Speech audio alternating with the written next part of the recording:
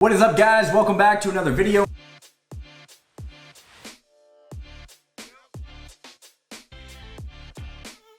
My name is Spencer Davidson. This is the Real Money Network, and in today's video, we're going to be talking about how you can break into the commercial real estate market, how you can go about wholesaling commercial real estate, coming from somebody who is wholesaling commercial real estate. But if you are an agent or a broker, this video could apply to you, or even if you're an investor and you're looking at acquiring off-market deals, this video is for you. Today's video, we're going to be talking about how you can do commercial wholesaling. All right. So can you wholesale commercial property? How do you go about it? What are the general steps on how to get into it? Again, there's a lot of things we're going to break down in this video. Might not be able to go super nuanced in this video, but it's kind of a general idea on how to break into the commercial market, right? And so if you've seen my other videos, primarily how to wholesale real estate, a lot of the same principles apply. We just want to add in a commercial asset class, right? So again, commercial wholesaling, yes, you can absolutely do it. It's illegal in every state. And actually, it's more, the laws are actually more in favor for commercial properties as they are residential properties. No, you don't need a license. If you're licensed, you can still do it. And again, it's just a great way, a great source and a great way to add bigger fees, bigger revenue to your business. And so let's talk about that right now. So like pros versus cons, okay? Because I do both. I do residential and commercial. So let's do the pros and cons of commercial. So pros, you got bigger fees, more money. There's more money to be made in the commercial wholesaling side. When you're handling $1 million transaction and you can get a 6 to 10% fee off of that. So, $80,000 to $100,000 or maybe even $200,000, depending on how much discount you got. Again, you can walk away with a lot more money. But a con of that is it takes longer to close. Okay. And this is something that, I learned throughout the year is that if I can pop off more residential deals, let's say every 3 to 4 weeks, I can get a residential closing or a handful of closings. I might be able to close 5 or 10 residential properties by the time that I have a commercial deal close, because the commercial process is much longer. It's, 45 to maybe 90 days to up to even 6 months sometimes, because you have all the due diligence period, right? So again, pro, you got the bigger fees. You're dealing with less investors, right? So I kind of like this. I have like 4 to 5 people that I call when I have a deal, right? I'm specifically in mobile home parks. So I have less investors that I have to deal with. There's less email blasts, there's less text blasts. I have 4 to 5 investors, private money, hedge fund money that I work with that I can just call up and say, hey, I got a deal. Yes, yes, yes, no. No. Yes, I'll take it. So it's a lot easier to sign for me. But again, it took me a long time to build that list of investors or those 4 or 5 investment groups. And so again, cons is finding investors, right? So once you build those relationships, it's gravy train. But it takes a minute to build those relationships and build that reputation of being somebody who is bringing you consistently good deals, consistently solid deals. And again, so a pro is that you actually deal with less of them, which is great. But a con is finding them and pre-approving them essentially. You don't know if they're the real deal or not. There's so many people that are tire kickers in commercial real estate. And I think it's similar to residential, but more in the commercial, because everybody talks about now the new fad is like sub 2, 0% down, 0% financing, 0% interest. How can I buy a $1 million property with no money? And that's one of the biggest fads right now. And the problem with that is there's so many tire kickers in these Facebook groups and these social media channels and pages. I mean, I could show you my LinkedIn right now. I probably have 30 DMs about people who want to buy mobile home parks from me and want me to find them deals specifically. But the problem with that is they don't have any money, right? And so here are some of the pros and cons about it. Again, ultimately, I think it's a pro. I think it's a great way to add to your business. And honestly, if you're doing this part-time, let's say you're a school teacher, firefighter, you're an accountant, you work 9 to 5 or whatever, you do one deal a year, it could be $100,000 deal, or it could be a $50,000 deal. What could that do for you and your family? And that's just doing one deal, right? So let's move on to the how we do it. And more specifically, let's go to what, right? So the first thing we want to ask ourselves, when we're going into commercials, we want to commit to one asset class. So there's a couple different asset classes that you can dive into, but this is something you're just going to have to figure out yourself and what personally you want to get into. So, for example, I don't do a lot of stuff outside of mobile home parks. I've kind of created the niche that I am the mobile home park guy. So, you got mobile home parks, right, is an asset class. Okay. Mobile home parks, mobile home and RV parks. We'll call it RV. Okay. That's an asset class. You could do multifamily apartments. All right. So that's another asset class that you could do. So multifamily apartments. You could do triple net, triple net deals. So like uh industrial, like warehouses, right?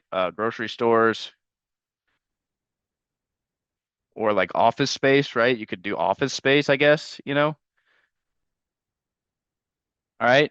And you could actually wholesale businesses as well. You could do business, which isn't real estate, but there is real estate involved sometimes. And that's actually how you end up valuing the company because there's no revenue with the company, right? So again, there's a lot of different asset classes, right? You could do land and agriculture, right? You could wholesale a farm, you could wholesale a bunch of land or, development land. You can do a lot of this stuff. And so my recommendation for you when you're first getting started is picking one asset class that makes sense or something that you might be even interested in, right? So let's say you are building houses, you're a home builder, or maybe you're just a general contractor, but you're building houses, you're a general contractor for other people, home builders. And let's say you know the valuation of lots, right? Right? You know the valuation of land. And that's what you want to get into, and you want to wholesale land to these builders, or you want to buy some land and start building yourself, right? So maybe that's what you're interested in, or maybe you want to take down a grocery store. Maybe you want to look at how you can wholesale the local grocery store that you know is coming available and that the Publix or the Hy-Vee is in. So how could you put that property in a contract, find an investor? Maybe you're interested in triple net, right? Maybe that's easier for you to understand. And a lot of these things have deeper nuances. I'm just covering the surfaces. Maybe you want to acquire businesses. Maybe you want to flip businesses or wholesale businesses. You can do that. In fact, actually, I have a really good friend of mine who owns a dental practice who just sold his dental practice, and he knows I'm in the mobile home parking space, and he was inquiring about buying some mobile home parks or investing some money after he sold his practice. And what we came to the conclusion of is that he actually wants me to go out and find him dental offices off market where we can either negotiate seller financing terms with the current dental office or just buy him cash. We want to go out and buy 20 or 30 of these and we can roll them up, he'll streamline the processes. I'll just work on acquisitions and then we'll sell it to a private equity company, right? So again, like there's a lot of different outlets that we can go here. But again, I just kind of, and multifamily is a very popular one. Apartments, they're everywhere. It's a high demand. Apartments are very high demand. And then mobile home parks are in very high demand, right? And I just accidentally fell into mobile home parks. I was actually cold calling multifamily apartment buildings because I was trying to do this sub two, zero financing, zero down kind of shit that you see on YouTube. And I was trying to buy some apartment buildings and see how I could maybe lock some deals up for good seller financing terms and maybe raise the money to get the rest out of the way or to knock these deals down. And what happened is I accidentally called a mobile home park owner who was interested in selling. It seemed like great terms. I had no idea how to underwrite a mobile home park, but it seemed like a good deal. And so what happened was I knew a couple friends from social media and business conferences that I attended that bought mobile home parks. And so I just ran it by him. I said, hey, is this a deal or is it not a deal? And it ended up being a good deal. And we knocked it down and got it, and I assigned it, and I got a fee for that. So again, accidentally got into mobile home parks. That's my asset class. But again, you want to pick one. You don't want to do them all because it's way too many. It's hard to figure out the different nuances of underwriting. And so today, this video, I'm specifically going to share my experience with mobile home parks. But again, it's how you can get into doing your first commercial deal and how I got into doing my commercial deal. So now we know what asset class we want, right? So how do we find them, right? How do we find these deals, or how do we find owner information of the data? Okay, so I did this in the last video, how to wholesale real estate. It's kind of a general video, but it's more based on the residential. But again, you want data. You need to find their data, right? So you need to find their data, and there's a couple of different ways, but you can get the PropStream app or the log subscription. It's $99 a month, and I did a breakdown in that in my last video, so go refer back to that last video on how you can search properties and stuff. But basically, it's a list of property owners and data, and you can skip trace their information, get their phone numbers, and you can filter it down to commercial property and specific types of properties, mobile home parks, RV parks, right? So if you have a little bit of money, I'd highly recommend getting PropStream. It's great for residential and commercial. The next software that I really like, it's more expensive, is Reonomy, and I believe it's between 400 to 500 a month per month. But this is like the steroids of commercial real estate investing. So if you are serious about commercial real estate investing, maybe you are serious about commercial wholesaling, you're currently doing residential deals, you're making some money, and you have the money to invest in a superior software, this is by far the best software out there as far as getting home property owner data, phone numbers, emails. You can send direct mailers to their to them. This is by far the best software in my experience for the best filters. It's specifically for commercial real estate. Okay. So again, if you have the money to invest in it, I highly recommend it. It's what I have. Again, I just highly recommend it. The next one is just public data. So you can use, and these are free. You can use assessors pages, and I'm probably spelling this wrong. Assessors page, right? So let's say you drive by a property, a multifamily property, apartment building, and you're interested in that property. You can just type in the address on the property assessor page. It's going to pull up their LLC or their individual information, ownership information, and then you can skip trace that information using a prop stream, or there's a bunch of other skip tracing sites to get that data or that information. Costs like 10 cents a person, or 10 cents a skip trace. So, you pull 100 properties, it's going to cost you $10, right? So it's super cheap to do that, and that's free. Again, if you're going to start skip tracing owners' information, things like that, I would just bite the bullet and get PropStream. It costs $100 a month. It's not a big deal. That's what I would do. Work some overtime, borrow the money from family and friends, whatever you have to do to get the best information for you. Okay, so again, public assessors page. You can drive deals, right? You can just drive by. Okay, so if you see a grocery store maybe a commercial building, you're driving by it and you're like, oh, that's kind of an interesting property. I want to know more about it. And you maybe see a for lease sign, or maybe even a for sale sign, but let's say for lease sign, like one of those little old bandit signs that you see, not necessarily listed by a broker, right? These are off market, but you see a for lease sign. They usually have the owner's number. You can just call the owner's number and pitch yourself as an investor. And that's what we'll talk about here, is what to say next. But again, it's a great way to do it. So if you're in your local market and you're just driving around and you're interested in commercial real estate, let's say office space, and you're just driving around different office areas in your community, and you see the little square signs that you can get from Walmart, let's say for lease, or office space for rent, or so on and so forth, and they have the number there, you can just call them and pitch as an investor, see if they're interested in selling. Same thing with mobile home parks. You can do the same thing. You're driving by your mobile home park. They have these big signs out front. They might have like little bandit signs that say for rent, home for rent, things like that. And it has their phone number at the bottom. Just give them a call. And what we say is what we're going to go into next. But again, just act off as a buyer and investor, right? So again, this is a free way to do it. So if you have no money at all, like zero money in your pocket, this is a free way to do it.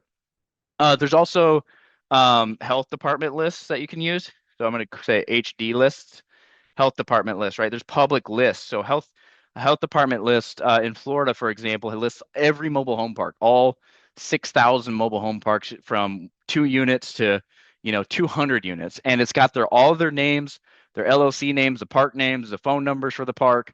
It's a free list. You just Google it, and I have had issues in other states finding that list specifically, but in Florida, it's public.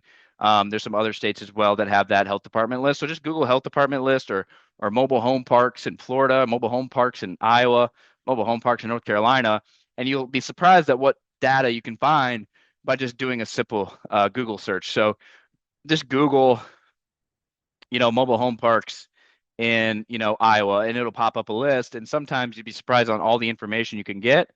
And again, it might not be the accurate information, but it's information. Let's say, 2 out of 100 are accurate. Well, that's 2 more than what you had before. Again, if you have money, if you have a little bit of money, PropStream, if you're actually in the business and you're doing quite well, I'd highly recommend getting Reonomy. I think it's by far the superior software, and you can skip all of these other steps. But again, I understand people are starting in different places. So yeah, I started with no money. I didn't have Reonomy to start. I actually had PropStream, and it worked out well. And that was the list that came up with the mobile home park that I ended up doing the deal on. Um, so anyway, so now that we know again what asset we picked, right? We know what asset we're going to pick. Um, right. Step one, finding out what asset we want. We talked about that. Step two is how do we find it, right? So how do we find that asset? Again, PropStream, Reonomy, public assessors page. If you know the free stuff is down here, it's kind of more boots on the ground stuff. This stuff is a little bit more software. You don't have to go out boots on the ground. You can just kind of stay in your office or your garage like I do, and not leave my desk. So I prefer that. Okay, the next thing is what do we say? How do we pitch it? So what do we, what do we say? Um, Slash, and I want to include how do we contact, right? So how do we contact the owner? What are the different ways that we can do it? Um, well, there's a couple different ways on how to go about reaching out to these people. So for me, what I did because it was free was I cold called. Okay, so cold call is a free one. All right, you basically just call the number that from the data that you got. You just call them and pick them up and say, "Hey, this is Spencer. I'm an investor. I want to buy the property. Blah blah blah blah." Okay. The second one is you can do mailers, right? So you get their data, you get the property owner address, the owner's address, their personal address. You do mailers. This is going to cost some money. Okay. I've been successful with mailers as well. Costs maybe $1,000 for I don't know, a batch of 1,000. I think it's like 70 cents a mailer is what we pay. I've actually gotten 2 deals from that this year, so it's paid for itself tenfold by doing it. And so that's a strategy. If you have a little bit of money, again, 70 cents a mailer. Let's say you send out 1,000 mailers a month, or whatever. That's $700 a month. Another one is you could do SMS blasts. I have a buddy that does these. Now you got to be a little bit careful with the laws. So I'm going to put a little asterisk. There's new laws that you have to be wary about with SMS and just sending random blasts. So make sure you're following the rules and the laws, and you look those up before you start doing this. But this is going to cost more money as well. You're going to need systems and processes in place, a CRM that does it for you, right? You need all the tools and the resources to do it. But again, you can just drop a bucket of all those leads and send out a general text message and see who responds. Again, I have a broker buddy of mine who does this extremely well. He never picks up the phone. It's all through text, and he gets listings left and right because he does the SMS blast on the commercial stuff. Okay. So again, I've done all of these. I haven't really done as much SMS blast really, but I've done mailers. And then the other one you could probably do, you could run some ads, I guess. You could run ads, and that's going to cost you a lot of money. And I just don't know how beneficial that is because you're running Google ads that are specific to the property owners. Hey, do you have a commercial net property? Do you have a triple net property? We buy commercial properties. We buy office building. We buy mobile home parks, right? So when you Google it, again, you can run those ads like kind of like the residential stuff you're doing. We buy ugly houses. We buy houses. We buy houses fast for cash, right? You can do those ads. And I know on the residential side, they can cost anywhere from like $300 to $500 a lead. So again, a little bit more expensive, and that's residential. So commercial is probably even going to be more. But again, it's a route you can go. I don't personally do this.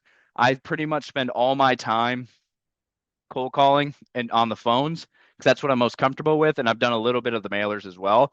And the thing is, with the cold calling, you can outsource that eventually. So I outsource it to a team overseas. They call the initial time, and then I follow up. Once they go through the script and they say yes, I want to sell, they send it to they pump it into my CRM, and I just hit the follow up to close it, right? And so again, once you start building reputation, once you start building getting deals across the finish line, you can reinvest back into your business a number of ways. Through cold callers overseas, maybe running some mailers. You can kind of change it up a little bit. But again, today's about how we can get your very first deal. So if you're looking at getting your very first deal, you have little money, little resources, I would just stick to cold calling and reaching out via phone. And what do we say? We're going to talk about that now. All right. So what do we say, right? So now that all right. And if you hear my kids in the background, I apologize. They're running around and playing. Okay. So again, now that we know what asset class we want, so let's say we want to pick mobile home parks. How do we find them? You can use PropStream, Reonomy, or public access. Assessors page, free. You can just drive by. You Google the mobile home parks in your state. You can use health department lists to find the data. And then how do we contact? What do we say, right? How do we contact? You can cold call them. You can do mailers. You can do SMS blasts. You can do Google ads. But again, that's your first time doing this. We're going to cold call. Okay. So now what do we say, right? We'll just put this up here. Okay. So this is exactly what I say when I'm talking to a mobile home park owner. Hopefully you can see this okay. And if you want a copy of this script, just comment down below. Send me your, with email. We'll get in touch somehow. And I'll link it down below as well so you guys can have access to it. But basically, this is how we went about it. I've talked about cold calling a lot in my videos because it's done so much for me. So, go back to my other videos and watch how I go about it, tonality, how to build rapport, things like that. But today we're just going to go briefly about how to go about calling these, let's say mobile home park owners, right? Because this is mobile home park specific. And can we go about building that relationship and figuring out what we need to figure out to then move on to the next stage, which is writing an offer. Okay. So again, introduction. Hey, is this the owner of, hey, is this, John? Okay. Hey, John, or the mobile home park owner at 123 Main Street, right? Okay. So, hey, John, are you by chance, is this the owner of the mobile home park, the Haywood mobile home park here on 12th Street? Or, hey, John, this is Spencer here. Are you by chance the owner of the mobile home park here on 123 Main Street? Hey, John, so on and so forth, right? So our introduction, yes, it is. Okay, great. This is Spencer Davidson with X Acquisitions. Just touching base as we own a handful of mobile home parks here in Florida, primarily in the Orlando and Tampa markets, even though we don't, and that's okay. And we're actively looking to buy a few more parks this year. So I was curious if you might be open or have thought about selling or receiving an offer at this time. Okay. And so the key thing here is kind of selling the sizzle, right? The sizzle over the steak, right? You want to add the sizzle. Okay. And so I don't own a handful of mobile home parks in Orlando and Tampa. Okay. But what I do know is I know people that do. Okay. So I don't personally say, hey, you know, I own 123 Main Street in Orlando when I really don't, but I do know people who do own parks in those markets. And so I know if I find a park in those markets, those are going to be people that are going to be buying it. So it's okay to use that. And any investor that you talk to will say, hey, that's fine. Obviously just don't use our personal property or name, data, things like that, right? So again, that's just kind of how I introduced it. I kind of quickly go through that. Hey, wanted to touch base. We own a handful of mobile home parks here. You could say in Florida. You could say, your state. Hey, we work with, or we could say we work a lot with mobile home park investors who are actively looking to buy more in Orlando, Tampa area. Just curious if you might be open to or thought about selling or receiving an offer at this time. Okay. If they say yes, then we're going to go right into the park detail questions and get more information on the park. Okay. If they say no, totally understand. We're the same way with our parks. I guess if someday I get tired of managing them, I might consider, and you can ask some more questions. Do you manage the park yourself? Yeah, I do. I'm a mom and pop owner. I'm an independent owner. I'm not a big investor, right? I'm a mom and pop owner. I've been managing it for 20 years. Oh, that's awesome. You've owned the park for 20 years or so. How'd you end up getting in the business in the first place, right? You start building a relationship with these people, okay? Again, and then you can ask, hey, I understand you're not interested in selling right now. So when that time does come, when you are ready to retire, are you planning on selling, or would you pass the park down to one of your kids or family? And whatever their answer is, that's basically how you can determine a follow-up strategy. Oh, no, the kids don't want anything to do with it. I'm probably gonna sell it, but I'm just not quite there yet. Okay, hey, no problem, John. Do you mind if I call you back next year? Okay, again, you got to play the game a little bit, right? And again, I'll share the script with you. I know I'm going through a lot right now, but this isn't really a script video. It's just about how to basically how to get into it. And so there's a bunch of scripts out there that you can use. This is just the one I use. Okay. If they say yes, I want to go into park details, and I want to go into park details. Okay. If it's an apartment building, I want to go into the apartment building details. If it's a if it's a office building, I want to go into the office building details, right? And the general details of a mobile home park, some of the questions basically. Oh, okay, great. So how many total pads are there, right? How many total spaces that mobile homes go on are there? When I drove by the other day, even though we might not have, it looked like there might have been around 22. And again, I'm getting that information solely off of Google, like Google search, right? So if I have a property and I'm calling them, I have it on my other monitor, the satellite, so I can kind of get an idea or an overview. Okay, hey, there's one box, two box, three home, three, four, five, six. Looks like maybe about 70 units, okay, or 20 units, whatever it is. Again, you can get that information as well in the health department list or Google. Those softwares that I mentioned earlier, it'll all be there. Okay, so hey, it looked like you're about 20 pads there. Is that about right? No, it's actually 15. Oh, okay. Now, are those all park owned or mobile home? Park owned or tenant owned homes? Again, more nuance with the mobile home park business. Again, just gathering the information and the data so then I can write this down as he's telling me. And so then I can quickly do back of the napkin math to then come up with an offer. My goal is always to come up with an offer while on the phone. Okay. So again, that's just kind of a general idea of what we're going to say. And if you want that script, let me know. I'll get it for you. But again, we want to get general info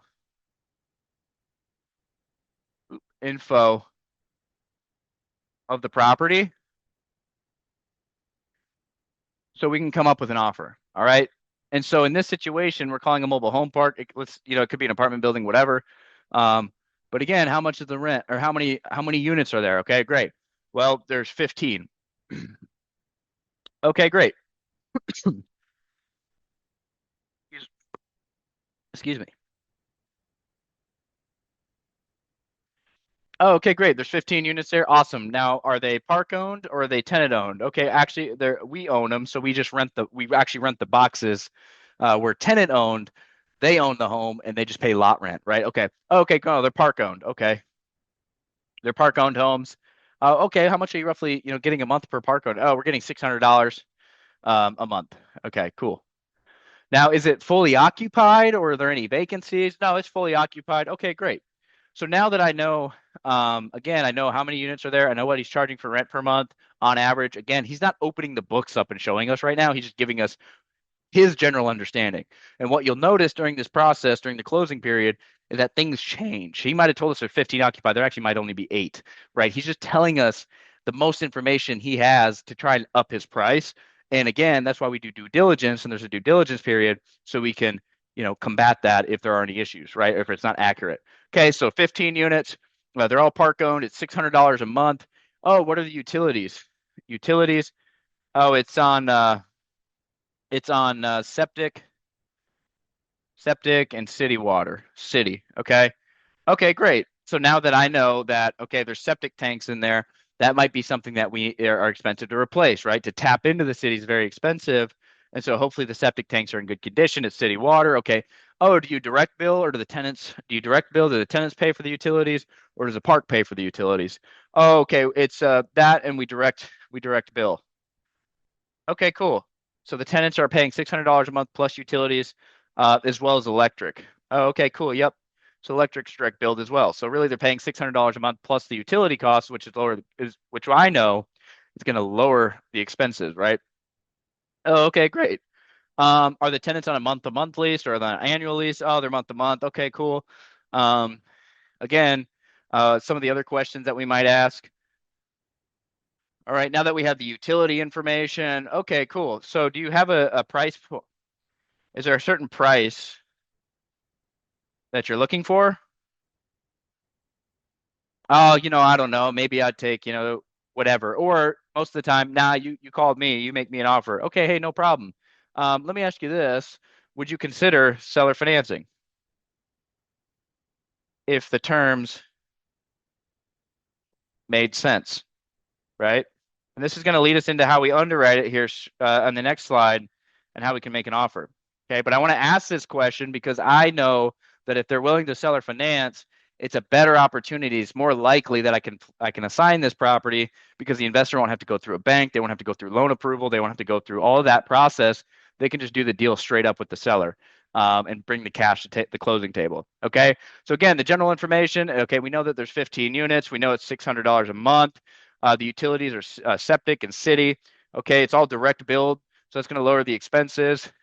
Price. Oh, you called me. You make an offer. Hey, no problem, John. I appreciate it. I am curious, John. If I am curious, John, would you entertain seller financing at all if the terms were in favor for you or if it made sense for you?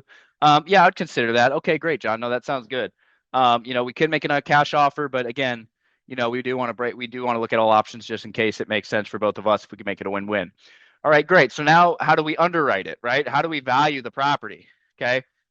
Now there's going to be a lot of people that tell you different things, but again, I'm just going to go back of the napkin math because again, I'm doing all of these numbers while I'm on the phone. My goal is to get them an offer while I'm on the phone with them. This could take 20, 30, 45, 50 minutes to have this conversation. So I want to get as much information as I possibly can so I can do my math real quick on the back of the napkin and give them a general idea of a price. Okay.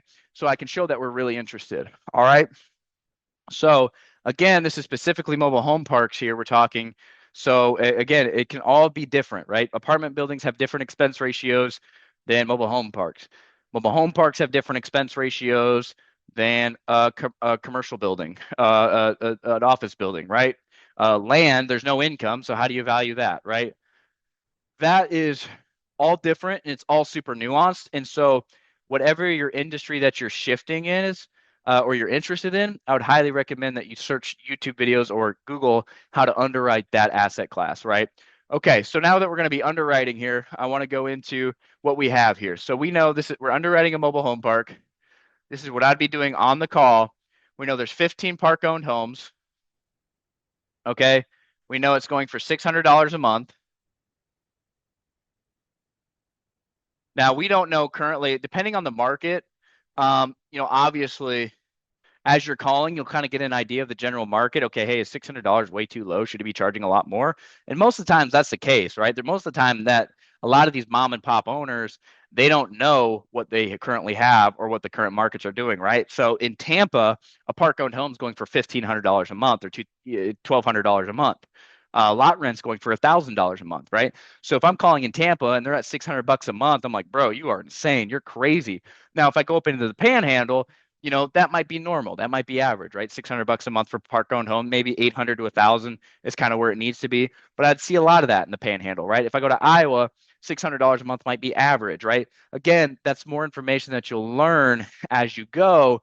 And you just have to be resourceful. Just Google these things and you can find the answers. But again, back to underwriting. So we know that there's 15 park owned homes at $600 a month. That's $9,000 a month in gross operating income. Okay, so that's how much he's bringing in every single month before expenses. Okay, but the expenses we got to consider: property taxes, insurance, which most mom and pop owners don't have. Okay, utility costs, maintenance, lawn care, when a tenant moves out, replacing all the flooring, going to Home Depot, right? A lot of these owners don't consider those expenses when they have to like repair a dishwasher, but we have to consider those expenses because an investor is going to consider those as expenses. Okay, so if they're all park owned, the rule of thumb is calculates 50% for expenses. Okay, if they're tenant owned, meaning the tenants own the property and you just have to take care of the exterior of the park, landscaping, sewer lines, things like that, you're probably looking at like 35 to 40%. Okay. So in this scenario, they're all park owned. So we're going to count for 50% for expenses. Again, we're just doing general back of the napkin math. Okay. So if we're counting for 50% for expenses, all right, that's going to be $4,500, $4,500 in net operating income. Okay. Basically, how much money he takes away cash in pocket with minus the mortgage, if he has any mortgage on it. This is his net operating income, what he's bringing home after expenses. All right, so how are we going to value this deal? How are we going to take a look at it, okay? So if we're breaking it down further, let's see. Dang it. All right, so we know, again, $9,000 a month gross. Gross operating income, okay, after expenses, he's netting 4,500. All right, we got to times that by 12 so we can get the annual income, and I believe that's $54,000. I did that off the top of my head. I am good. Okay, so he has $54,000 in net operating income. Okay, and that's what he's bringing home in his pocket every single year. Now, he won't necessarily deny or confirm that when you're on the phone. You're not going to say, "Oh, hey, Mr. Sellers, you're making $54,000 a year." He's going to be like, "Bro, no, what?" He's going to be like, "Nah, dude, I'm taking home $9,000 a month. I'm making $108,000 a year." No, so what we want to do is like, okay, so after expenses, you're probably bringing in around, anywhere from $45,000 to $60,000 a year, right? Even though we know roughly around 54 is probably the accurate number. Yeah, but yeah, that sounds right. That sounds right. Okay, great. So let's talk about price then, Mr. Seller. So again, you're bringing around $54,000. And as a wholesaler, remember, we have to make sure that there's enough spread for us to make a little bit of money on our fee, right? And so my rule of thumb, the number one rule of thumb is I want double digit cap rates. All right. I want double digit cap rates. It's very rare to get those, and that's why when you do get them, you can get such a massive spread because investors out there right now, investors out there are looking for an 8+% return. All right. So if I have a cash deal and I get it for a 10% cap rate, and if I'm getting too ahead here, let's talk about cap rate. So we had $54,000 net. Okay. And I want a 10% return on my money. That's what cap rate means. If I pay cash and I want a 10% return, that's what cap rate means. So that's what we call cap rate. All right.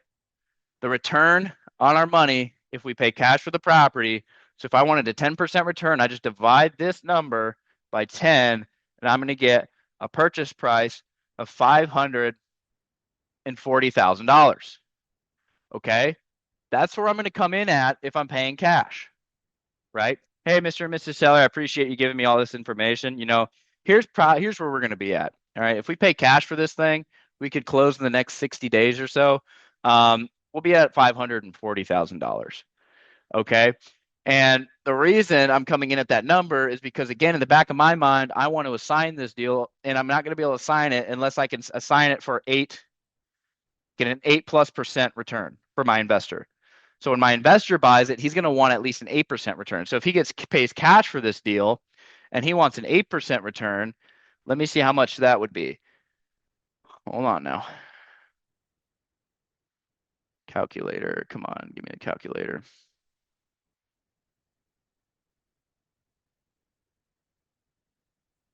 And again, I'm going a little bit more nuanced here. Uh-oh. Okay, so let's go calculator. All right, so I got $54,000. Go divided by. All right. So hey investor, I know you. I'm sorry. So hey, Mr. Seller, we were going to pay you $540,000. That's where we come in at our offer, and I know that my investor wants it for an 8% plus return. So that would be an investor would pay $675,000 for this deal. Investor. Okay. All right. So now I've got $135,000 to play with on price. Again, this is just a general rule of thumb that I follow. It doesn't mean it's right, doesn't mean it's wrong. Many people might tell you different, and there's a lot of nuance with mobile home parks, right? Because a lot of investors don't count park-owned income. They just want to know what the lot rents are going to be, and that's how you evaluate the property. And I could spend an hour on that topic alone, and I will in another video. But again, this is just how you can go about wholesaling your first deal, right? So I'm on Mr. Seller. I could offer you $540,000 for this deal. And he shuts me down. He's like, no, sir, I can't do it for that much. All right. Hey, I totally understand. Do you have a number in mind that you would be, potentially willing to let it go for? Yeah, I want to let it go for 700,000. Well, I know I'm not going to be able to sign that deal. There's going to be no room for me because I know that an investor is going to want an 8+% return or cap on his money. And so I can't pay more than 675 for it. If I pay 675, if I pay this number, I'm breaking even. Okay, there's no fee for me, and that's why I'm doing this in the first place. So I need to figure out a way to drive him down on price, maybe 625. Hey, Mr. Michelle, I appreciate it. I could probably come up to 630. I could pay 630 for it, and then you have a $45,000 spread. The other option you can do when negotiating is, okay, hey, I know 540 doesn't work for you, Mr. Seller. You said no to 540. I understand that completely. It's a little bit too low. If we were to pay cash for it, we might be able to come up in price if you would maybe look at seller financing for us. Now, I know when we spoke earlier, you said you might be interested in that if it's a win-win. So let me see how we can seller finance it. So let's say we do pay $700 for it. Oop. Yeah, let's say we do pay $700 for it. Let's actually see if this works out. I don't know if it will or not. I'm excited to find out. So we can pay your price, Mr. Seller. We'll pay your price of $700,000, but I need you to carry some paper for me. I need you, if I'm going to pay $700,000, I'm going to put 25% down on that. Uh-oh. If I pay 700,000 times 0.25, not 25. I was like, that's a big number. We'll put 175,000 down.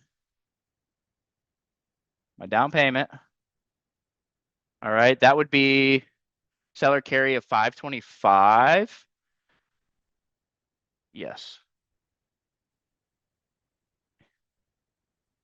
Okay, you're going to carry a mortgage for me for $575,000 or $525,000 rather, I'm sorry. So we're going to pay your price 700,000. We're going to put 25% down.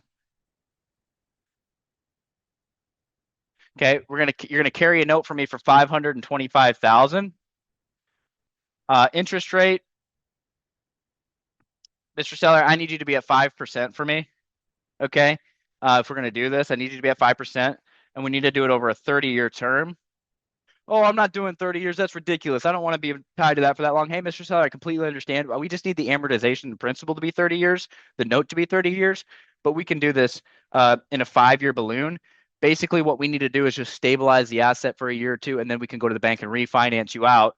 And again, I'll talk about that in a little bit. Okay, so let's break this down mathematically. Okay, so again, 700 purchase price. Okay, we have 175,000 down. Okay, seller carry is 525 at 5% interest for 30 years. Okay, now when I'm doing a 30-year amortization, I'm going to take 5% plus 1.25 for principal and amortization, right? Because the 5% is interest. I'm going to do principal and amortization. Okay, so I'm going to times 525 by 6.25%. And that gives me 32. And what that's going to do is it's going to give me a payment or an annual payment of 32,812 and some change. So now this is my debt on the property, right? Like when you go get a house, when you go get a car, you take a note out. It's the same thing as going with the bank. The only thing is that the seller is holding that debt for you, and that's what they're going to make. So again, a great pitch to a seller would be, hey, Mr. and Mr. Seller, I can't come up that high with cash, but I think we could get your number if you help us a little bit here. If we can come a little bit less to closing, so we'll do some seller financing terms, we can pay your 700,000, but we'll put 25% down. And what's going to happen is we're still going to pay you monthly income, annual income of $32,000 a year. Okay, so you're still going to be collecting mailbox money as if you're a renter or the owner, but you don't have to do any of the management, anything. You have no responsibilities, nothing like that.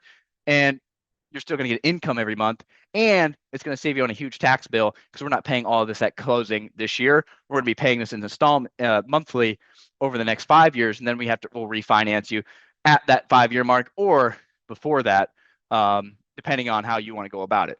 But again, so we have $3,812, but again, we know, so how do we underwrite this? We know the NOI is $54,000 after expenses. The debt service is 32,812. Gosh, why can't I do even numbers? It's going to be annoying. Okay, so what is my cash flow? This would be cash flow. Right, this is the cash, the income that I would go into my pocket after everything is said and done. After I pay all the bills, I pay the maintenance and all the expenses for the park, plus my debt would be $21,188. Okay, and I know I'm kind of getting a little bit nuanced here, but I just want to cover this with you because this is the most important part. After you call the property owners, figuring out how to offer. Okay, so now I know that the cash flow after I pay the debt service is $21,188. Now, to find our rate of return on that, The percentage, remember, investors want an 8+% return. Otherwise, they're just going to go to the stock market. Not the stock market. Otherwise, they're just going to go to the stock market or put their money in a CD, because why would you risk the money for not a better return? So what are the rate of return? Well, we're just going to take this number and divide it by our down payment, which was 175,000. All right, let's do 175K. Okay, so now I'm going to take this number and I'm going to divide it by the down payment.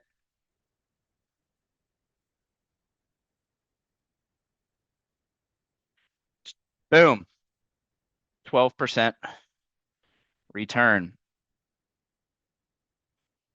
Okay, we hit our double-digit rule, because again, it's about what the rate of return is for the investor. Okay, so great. We offered a $540,000 cash, sir. I can't take that. That's ridiculous. Okay, sorry, Mr. Seller. I just wanted to kind of get an idea of what you're thinking here, so I put out a number based on what you're making. What are your thoughts here, though? What would make sense? I wouldn't sell this thing for anything less than 700. Ah, man, if I pay 700 for it, I know it's going to be less than an 8% return, right? An 8% return would be 675. So that's not good. You're not actually telling this to the seller, but this is what you're thinking.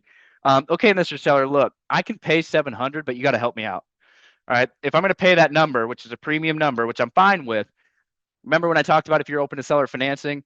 All right, here's how it's going to work. It's going to be a win-win for me. I can pay your prices of 700. I'm going to put 25% down. You're going to carry a note at 5% interest for 30 years, but 30 years, that's ridiculous. I'm going to be dead by then. Hey, no problem. I understand, Mr. Seller. That's just the term note that we're looking for, that we need. But we're going to do a 5-year balloon. We'll pay you off or refinance you out within 5 years, so you get your money within 5 years. Is that fair enough? Yeah, okay, I understand that. Okay, cool. All right, great. So now that we know our debt's 525, okay, we know our debt here is going to be $32,000 a year, and that's what brings us back to this page where we're having our NOI after. So gross income was 108. Gross operating income, remember, was 108, $9,000 a month, right? Minus expenses, 50%.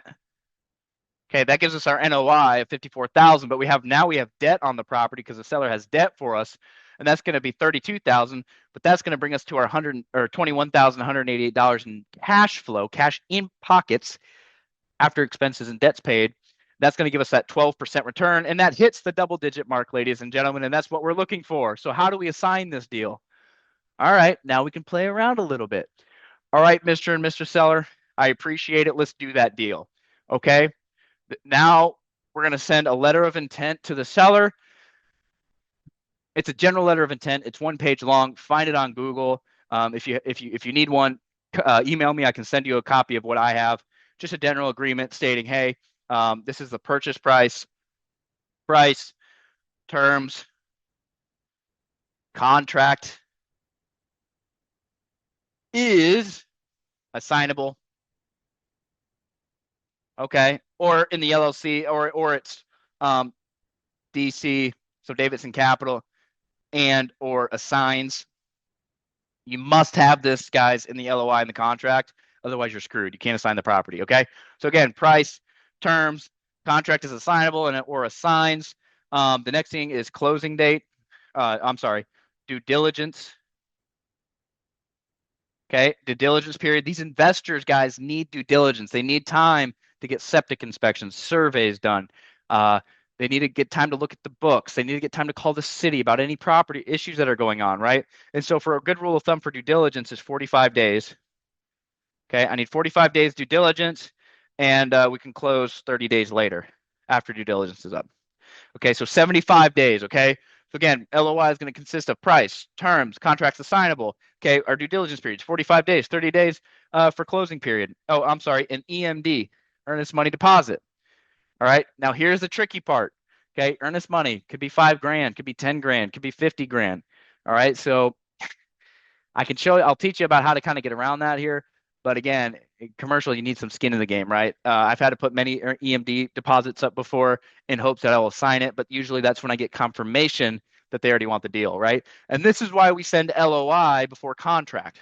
Okay, a letter of intent, an intent to purchase a property is not the same thing as a contract. A contract's a contract. It's legally binding. A letter of intent is not legally binding. Okay, so let me remain that. Okay, so once we have our offer accepted verbally, let's go through the phase here. I'm sorry. Let's Hold on now. All right. Okay. So step by step. All right. We're calling. So we call, pitch, underwrite. All right. Offer. Maybe 2 or 3 offers, right? Depending on the terms, right? Offer this. No, we don't want it. Okay. How about seller financing? Okay, great. All right. All right. Agree to offer. Agree if it makes sense. Okay. And then LOI. Okay. And then LOI. And then we'll start reaching out to buyers to inform them about it. Reaching out. While we're doing this, hey, Mr. Seller, okay, I'm going to work on that contract. This is how I do it. Because again, I don't want to be stuck with 10K EMD without knowing I have interested buyers. Okay. So again, you call, you pitch, you underwrite the deal while you're on the phone. You offer once, you offer twice. You come to kind of an agreement to find that 12%, okay, or 10 double-digit return. Okay, great. Once you get 10+% return, you get an LOI. You reach out to buyers. We're reaching out to buyers. Sorry, I didn't clarify. Reach out to a couple buyers, right? And I'll talk to you here in the next slide how to find the buyers. And then once you get interested, the thumbs up emoji, which I get from my buyers, is yep, I want it. That means I want it. We don't even have to say anything else. They just give me a thumbs up. Then I can send the contract. Hey, buyer, I need you to send that EMD in. You pitch, you underwrite, you offer, you come to an agreement, 10+%. You send an LOI, and then we're going to reach out to our buyers once we have the LOI accepted. And then those buyers are the ones that are going to commit to that 10K EMD, and we can assign the contract. Okay. All right. All right. Cool. So okay. So now, how do we determine how much fee do we get? All right. All right. How much fee do we get? Okay. That's going to be the next question that we have. All right. And that's going to, we got to, how much, I mean, how much are we going to make? Right. So in this scenario, we're paying 700,000 purchase price. All right. With 175 down. Now, the one thing you need to know about mobile home parks or any commercial asset or even residential is that this is just the down payment. They also need to bring to closing or raise money for is what we call capex, capital expenditures. Okay, capital expenditures are going to be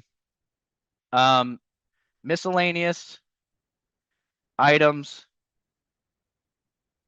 that go wrong. Okay, that could be an example could be septic issues. It could be septic issues. So like, let's say the septic's bad. Let's say 6 renters move out, right? They need a little bit extra cash overhead so they can pay the bills, right? And so how do you determine CapEx? Really what I do is if it's under 20 units, so less than 20 units, I'm just calculating 50,000. Obviously, that depends on what they find in due diligence. If they find out that the septics are bad in due diligence, then we either need to get a negotiation price down, a price reduction, or they're going to have to raise their money for CapEx more. They really want the deal, right? But for under 20 units, I'm looking at about 50,000. Anywhere from 20 to 40. It could be 100,000 CapEx that they raise extra, and then anything 40 up could be 150 to 200,000. Okay, so that's what we need to look at. Okay, and so again, now that we're looking at and breaking down our numbers here, that's what we want to look at for down payment, right? So now that we know that we're paying 700, all right, but we're putting 150 down, or I'm sorry, 175 down. Okay.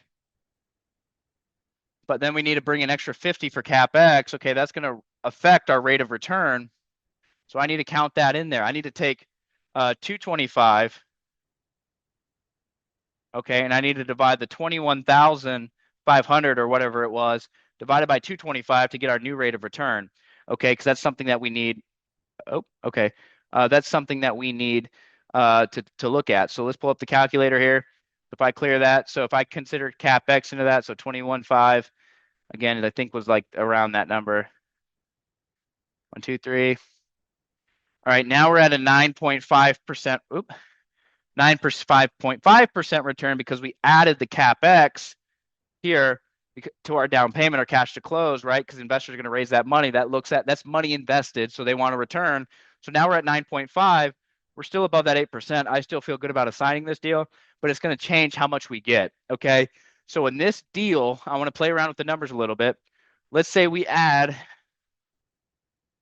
$50,000 for our fee, assignment fee.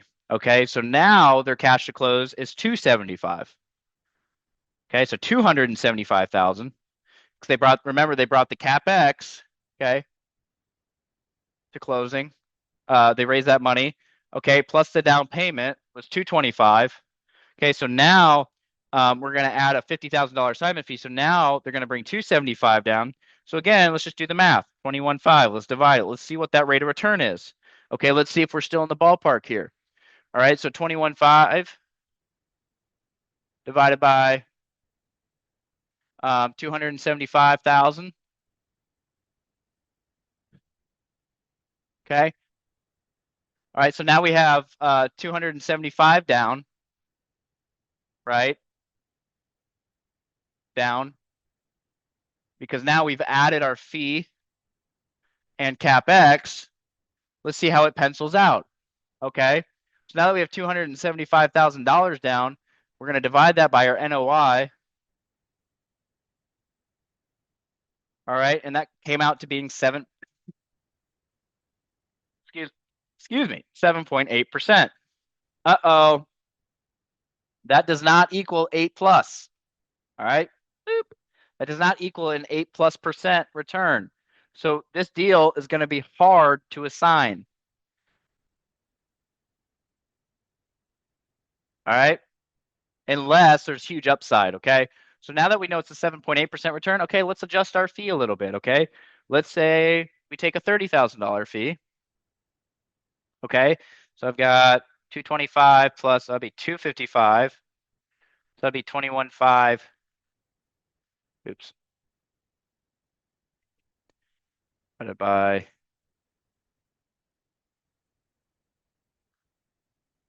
All right. So now we can't do a $50,000 fee because it doesn't hit the 8+% return.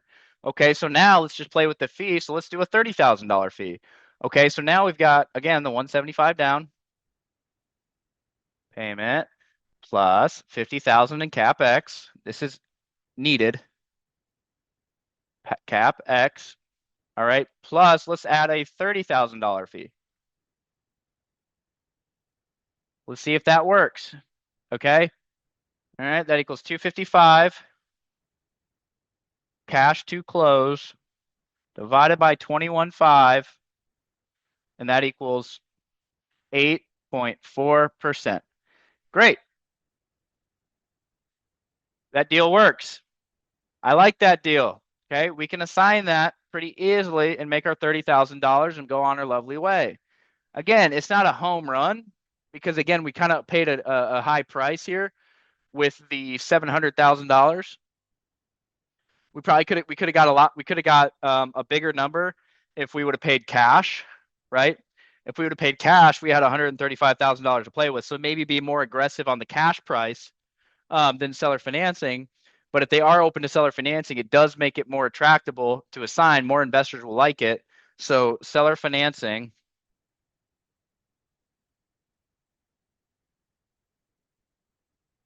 More investors. Okay, so you're gonna have more people that might want to buy it. Okay, so again, we're at a $30,000 assignment fee, and that'll take 45 to 90 days to close. That might be more money than some of you are making now, or at least half of it, which is pretty good. Okay, you do a couple of those a year, you're doing really well. Now I want to go into, now that we have that, now how do we go into finding buyers? Okay, and we're gonna wrap this up here. I'm just gonna give you the general overview on how to find the buyer. Okay. So finding the buyers. So now you have this deal. What do you do with it? Okay. Social media is a great way. social media, okay? Um, you got Insta, okay, is a great way to do it. LinkedIn, all right?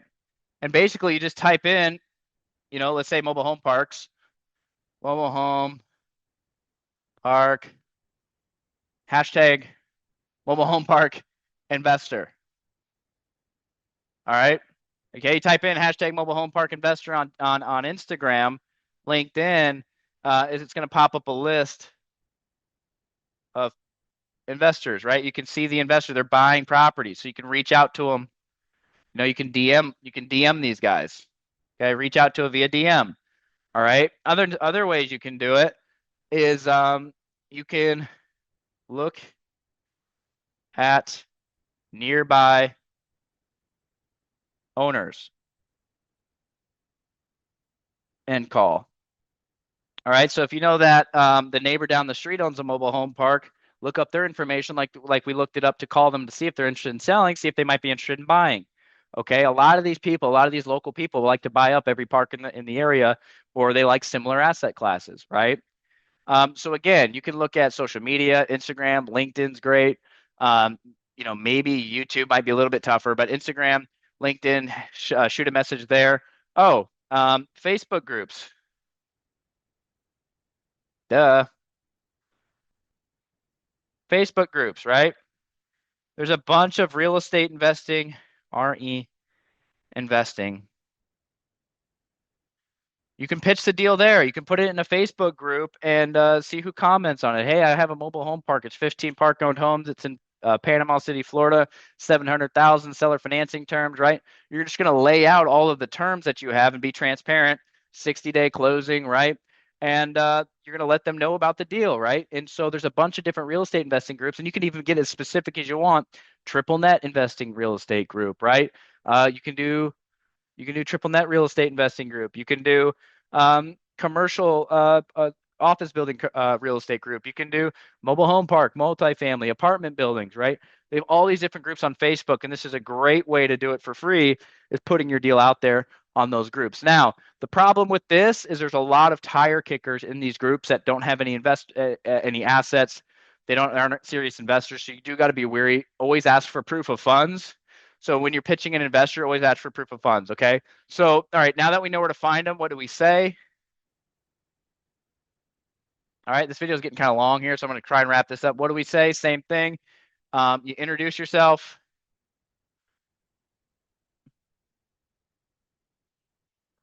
I have a dream. No, I have a deal. That's all you're going to say. Hey, I have a deal. I see you buy these assets, okay? And then you're going to just give them the deal details. All right. Hey, it's in whatever location. All right. You don't have to, don't need specific address right away. Only give the address if they have proof of funds. Then you can give them the address. Okay. If they have proof of funds, they show you that they got money in their account or they own other assets, then you can do that. Okay. So location, don't need to specify the address. You can just say, hey, it's in Tampa, Florida. You can say it's in Panama City, Florida, whatever. Okay. And then it's 15 park owned units, $600 a month rent, NOI. And then you'll literally type it out this way in the message. NOI, you can go line dot by dot. NOI, 54K. All right. 54,000. Purchase price, 700,000. Seller financing. Actually, sorry. You're gonna put terms. You're just gonna say terms. I do it this way. This is how I like to do it. Terms. Okay. Seller financing. With 255,000 cash to close. 5% interest, 30-year AM. Again, just lay out the terms. 5-year balloon. All right. Payment is, I think it was 32K per year. Per year. And then you can put in there seller financing terms, 50K capex added to cash to close plus fee included. All right. So they're not going to necessarily know exactly how much fee you're going to get, so on and so forth. You're just looking for that thumbs up emoji. Yep, that sounds like a great deal. 8.4% return. It's above 8. They're going to like it, especially if there's room to improve the rents. If you can raise rents right away, they're really going to love it. If they can go to $750 or $800, that's a huge home run for them. Or if they can convert everybody to lot rent at $700 a month, they go back to the bank, refinance, make a couple $100,000 after the refi, or $1 million after the refi. Again, this is exactly how you break yourself into the commercial real estate market. Okay, so if we break down what we went over today, and that's exactly how you're going to find a buyer. All right, and then once you start reaching out to these buyers, you vet them, you ask for proof of funds. And then you say you have the contract, and then you let them know about the contract and the EMD and how much the EMD cost is. You let them know the terms. And if they are a serious investor and it's a great deal, to jump all over it. If they're hesitant or shaky, they probably never have done a deal before. Okay. So once you have those conversations, you start building relationships with these investors. Make sure that you're asking, hey, have you ever done a deal before? This is your first deal. How many deals do you own? Right. And then what will happen is you start building relationships with maybe 4 or 5 investors that you just send deals to all the time. And that's what happened to me. Okay. So again, that's kind of a breakdown on how to do this. So what did we do? So again, first things first, pick the asset class. All right. You got to find it, find data. Okay, we talked about finding the data. Prop stream, Reonomy, or I'll call this boots on ground. All right. The next thing is, okay, how do we reach out? All right. Again, cold call. Could be mailers, SMS. Again, be careful with SMS. I'm gonna put an asterisk there. Be careful. It could be against the law in your state. Again, I think cold call is the best. I think prop stream and Reonomy are the best way to do this. And again, I put mobile home parks. Okay. All right. We went through our MHP script. What to say. Okay. We went over how to underwrite, how to value. All right. We went over how to, we went over the LOI first, then contract. Oh, I'm sorry. We went over LOI first, send to buyers, get commitment, then go contract. All right. And then closing day could be 65 to 90 days. You'll get paid $30,000. Boom. Again, you can make this kind of money in residential as well, but I will tell you this. I have made, hold